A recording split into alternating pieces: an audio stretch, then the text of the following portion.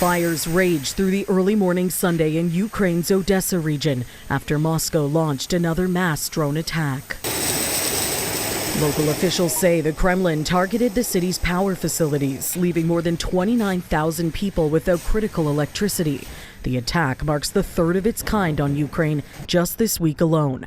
On Thursday, Russian drones devastated portions of Kyiv, killing more than 25 people. And on Saturday, similar scenes of destruction played out to the south in Zaporizhzhia.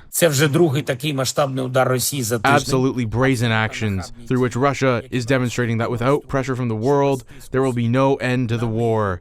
These are all clear signals to the United States, to America, to Europe, and to the leaders who these days are in China and will be meeting with Putin. Amid his army's ramped-up attacks, Russian President Vladimir Putin is in China for the Shanghai Cooperation Organization Summit, or the SCO. The meeting's focused on regional security and is set to play host to talks between Putin and Chinese President Xi Jinping. The Russian leader is also slated to be Xi's guest of honor at an upcoming parade, where the pair will be joined by North Korea's Kim Jong-un. This rare 4-day trip in the East comes as the Kremlin leader's office releases a stark message to officials in the West.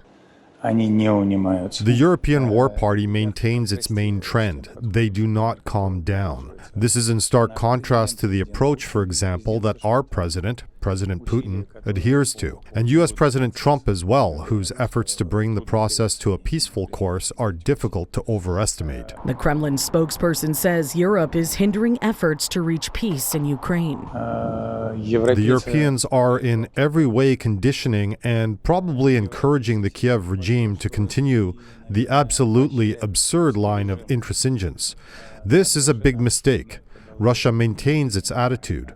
We are ready to resolve the problem by political and diplomatic means, but until we see reciprocity from Kiev, we will continue our special military operation. Now, earlier this week, when asked if there was a contradiction between the latest attacks on Ukraine and Moscow's stated desire to make progress through peace talks, that same spokesperson told reporters that both sides were continuing to attack each other. The latest attack of note on Russian territory by Ukrainian troops is the destroying of 2 bridges along the country's borders, which Ukraine says was being used by Russia to resupply their troops. For City News, I'm Karling Donoghue.